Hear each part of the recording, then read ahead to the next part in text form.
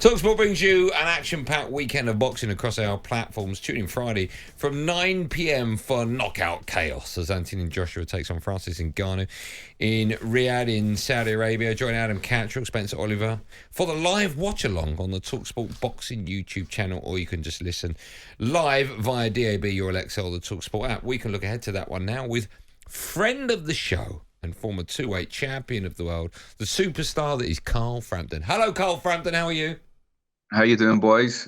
We're good, mate. We're good. Can you just explain to Benty how painful a hurty finger can be, Carl? A hurty finger? Yeah, I've got a hurty finger.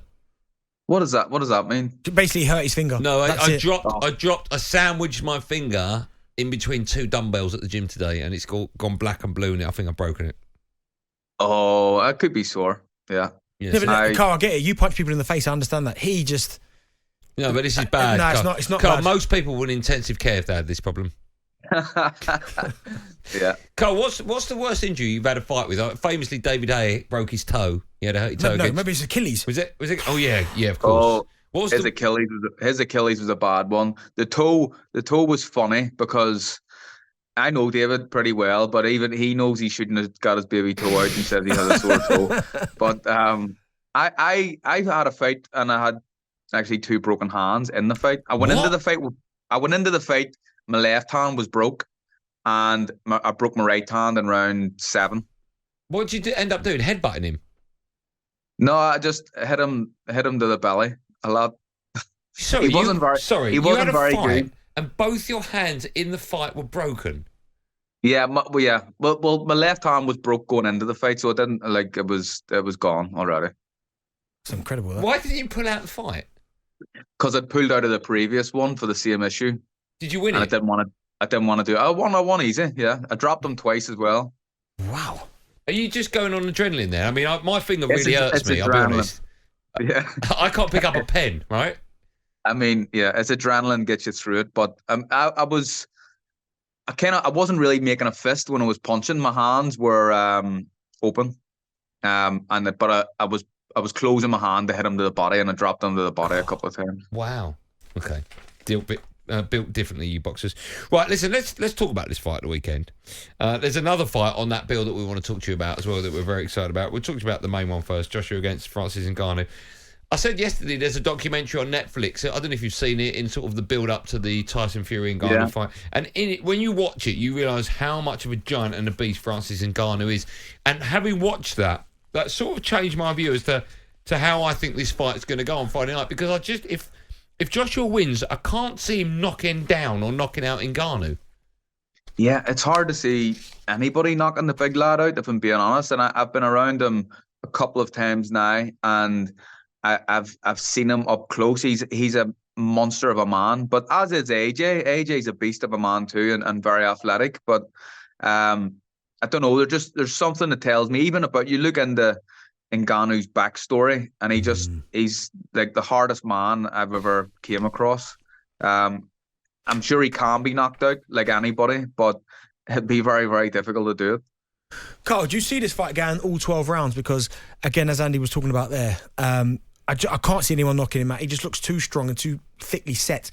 But they're talking about AJ winning on points. What do you think the outcome's going to be? I'm not asking you who you think will win, but do you think it will go the distance?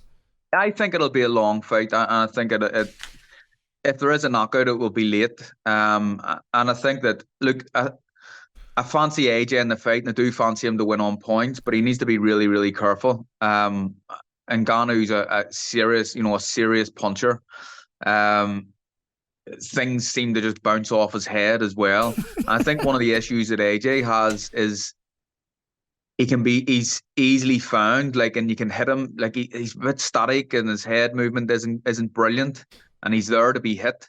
So he'll need to be very, very cautious in his approach, but I still do fancy AJ to win on points. What happens to both fighters after this fight if Ngannou wins and that means Joshua loses, and vice versa? Let's take that scenario first. If Ngannou wins and Joshua loses, what happens to both fighters? If Ngannou wins and Joshua loses, I mean, AJ's probably finished if he loses to Ngannou, I imagine.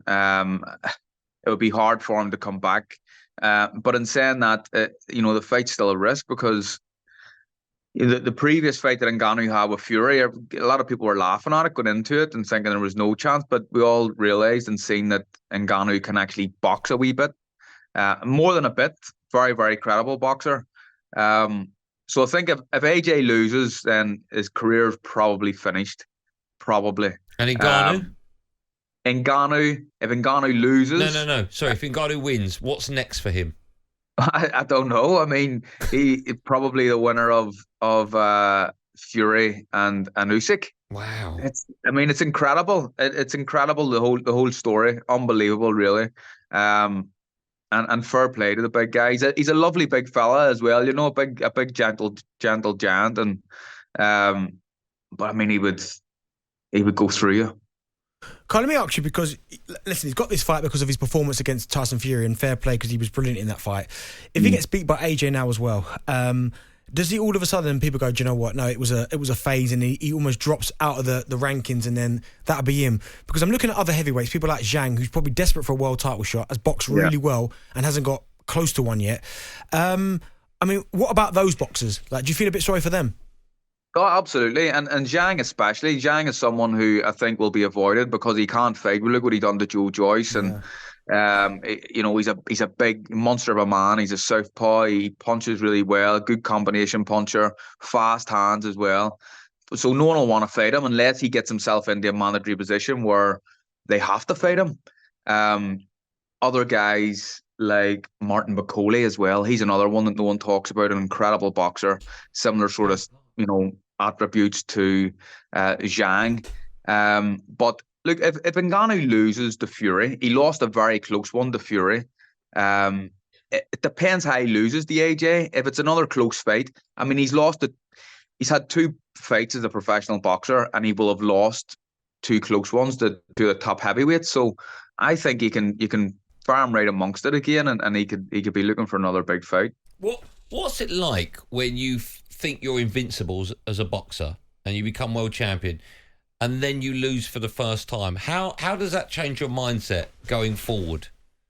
I don't know. I mean, I never thought I was invincible, and I lost 3 times in my career, so I never went into the fight thinking it's impossible for me to lose here. I was always frightened of losing. I never wanted to do that, but I never had this sense of invincibility about me. Far from it, actually. So I don't know. I can't really answer that one, Andy. Okay. But I think sorry, go on, Carl. I think with AJ, obviously he's had a couple of defeats in his career, but I think the link up with Ben Davison, I think it's a good move for him. I think that he can still. I mean, it's mad to say that, you know, he's been around so long now and he's been a world champion, but it's mad to say that I think he could improve under Ben Davison. I think his last performance against Volin showed bits of improvement. They've talked about, Carl, the Usyk Fury fight. They've been fighting the winner of AJ Ngannou, but like, if the fight goes the way we want it to go, do you really want to see? Because Usyk could beat Fury, there's no doubt about that. But do people want to see AJ Usyk again and Ngannou Fury again? I don't really know. I'm not sure. I mean, it all depends, doesn't it, on what happens in these fights and how they fold out and how competitive they are and how people win the fights. But yeah, I'm not. I don't know. I mean, the a Fury and Ngannou fight, for me, that I would like to see that again, because I would like the Fury to kind of prove that he's better than that last performance, because you know he has to admit it himself, he was dreadful in that fight.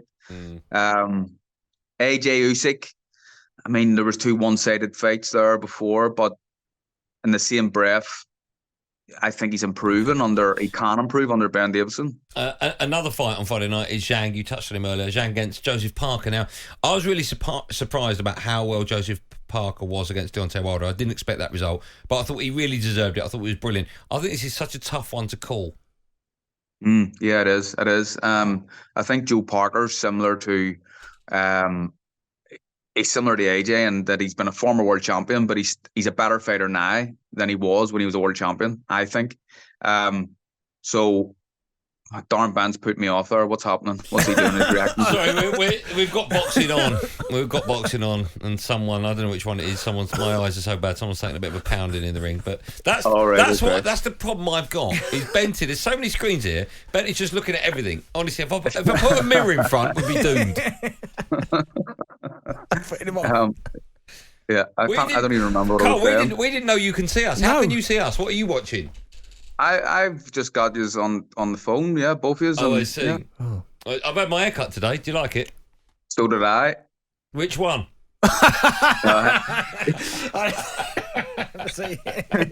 You gave me grief the last time.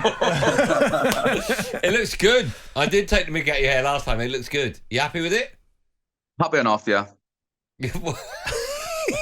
Honestly, yeah, I'm audio. No, it looks good. When are you coming down in the studio? I know I keep asking you that, but we really miss you. We want to do more than just 10 minutes on the phone with you. When are you coming down? The next time I'm in London, like I've already said it, that I will do it. And can't you just take the Frampton jet over? Well, if I had a Frampton jet, then I would think about it. But what's the most ridiculous thing you've bought with your wealth, Carl? Jeez. No, I'm not a flash person. I know, but there must be something. You went, I can't believe I spent £600 on a belt. There must be something like that. Well, I haven't went on it yet, but I bought tickets for the Orient Express for me and my wife. Okay, that's nice. That's nice. And I can't believe how much I spent on that for one night. Go on, 2 tickets one night. Can we have a guess? Not telling you. Will you text me? Yeah. If I say a number, will you just say higher or lower? Carl, I wouldn't text him because he will definitely air it. Of course I won't. 100%. If it's a private text, I won't. I won't. If I say a number, will you just say higher or lower? Yeah. £6,000. Higher. Oh, goodness, one night, yeah. Honestly, hope she's worth it. Carl, thanks so much for coming on. We absolutely do.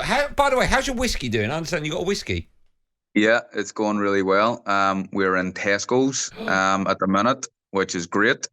We've having discussions with a lot of other people as well. We will be in America in the first part of the first half of the year. So it's going really well. Good. Going really well. It tastes very nice. A lot of it's thanks, boys. Thanks, Benty. A lot of it's down to you, boys. You've been helping me out and mentioned it a few times on your show. So thank you very much. Listen, you haven't mentioned it yet. What's it called? It's called Stablemate Whiskey. Okay. It's fantastic. I need another bottle. Yeah, before I just say that. So I need a crate. Carl, listen. Always, where are you watching the fight? By the way, the weekend on Friday night. Where are you watching? I'll be at home. I'll just be at home watching it. Okay. Yeah. Well, listen. I will. I'll drive. I'll text you during the fight. Thanks for as always for coming on. Cheers, Have a great one. Enjoy the Orient Express whenever it happens. Thanks, boys. There you nice go. one. The superstar is Carl Frampton. Yeah. You've been on the Orient Express? No. It's a box I'd like to tick, but if it's more than 6, that ain't happening. Orient Express. You know what that is? Yeah, the train. Where's it go? Don't know where it goes. I think it goes quite a lot of places, actually. Do you know what I had in my head? Sorry, the Polar Express. The Christmas thing. It's not that, is it? That's what I had in my head. You thought Carl Frampton was taking his wife on the Polar Express? The Polar Express. Yeah, no. You know that's a film, don't you? Not a documentary. On AM, on DAB, via the talkSPORT app and on your smart speaker. talkSPORT.